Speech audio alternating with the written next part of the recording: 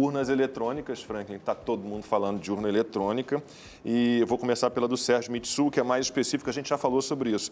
Ele quer saber sobre o sistema centralizado do TSE, totalização de votos, o supercomputador que deu aquele problemão no primeiro turno nas últimas eleições. E aí?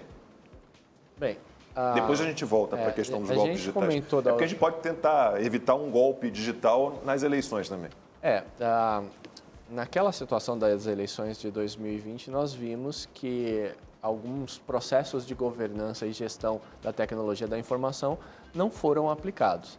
É correto afirmar que a urna possui uma fraude? É incorreto afirmar. Agora, também não pode se descartar a possibilidade. Nada em tecnologia é 100% segura. Nem um celular, nem uma urna eletrônica, nem o seu carro que tem o rádio ali. Então, se você parte dessa premissa, é o que o Dr. Urso estava falando, é a situação de conforto que te leva ao erro. Então, se você se sente confortável com a urna eletrônica e não questiona, fatalmente ali vai acontecer um problema.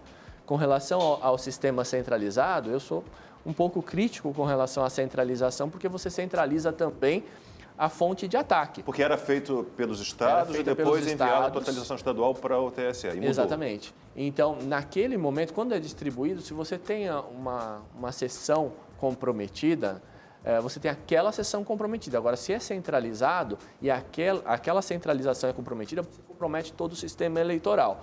Então, existem vários questionamentos, além da questão de governança da aquisição do Exadata, né, que foi feita de maneira muito estranha, no mínimo questionável, de que se fosse uma grande empresa, isso geraria um problema de compliance enorme.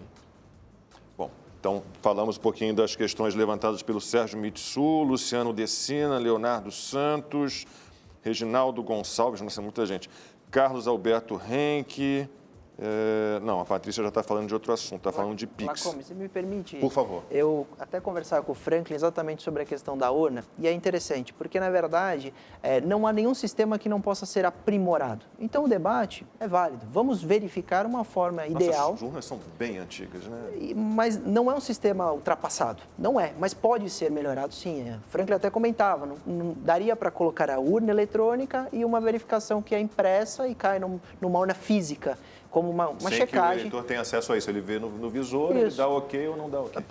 Eu acho que é exatamente importante a gente esclarecer o que seria um plano um pouco mais ideal. Então, a urna eletrônica, você clicou no candidato, você vai votar, na hora que você deu confirma, essa impressora que está ao lado vai imprimir um número, você olhou, é o número que você votou, isso vai ser cortado e vai cair numa urna fechada, isso pode depois ser verificado. Esse então, é um voto auditável, né? Exato. Então, é importante... muito parecido com o projeto em andamento no Congresso, nesse momento. Né? Preciso esclarecer desculpa. Só para encerrar, Frank, só para a gente esclarecer, porque às vezes isso no debate político é muito confuso. Então, quando fala assim, voto impresso, parece que é o voto antigo, que você vai pegar uma caneta e votar. Mas isso é só uma narrativa criada para jogar contra o voto auditável. Por isso que é importante a gente ter espaço para explicar o que seria um aprimoramento. Não há programa ideal de segurança, nem os da Apple, nem os do Google, eles sempre são aprimorados. Por isso que nós atualizamos o sistema operacional quase todo mês, porque há um problema, há uma falha, uma vulnerabilidade que é atualizada. Assim devem ser as urnas.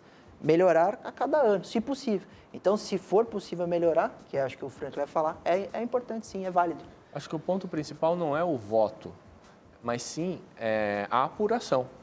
Porque o voto, ele é privado. Ninguém tem o direito de ver o que eu estou votando, mas eu tenho que ter formas de verificar na apuração de que o que a pessoa votou é o que corresponde. Então, se você tem um registro eletrônico e uma contraprova impressa, na apuração espalhada, não centralizada, você teria pessoas, representantes, verificando aquela sessão eleitoral, verifica se o boletim de urna bate com os votos impressos naquela urna. Acabou. A situação de conforto da democracia passa a ser estabelecida. Então, a partir do momento que se questiona o voto impresso pela privacidade dos votos e não a contagem pública dos votos, é que você tem um problema.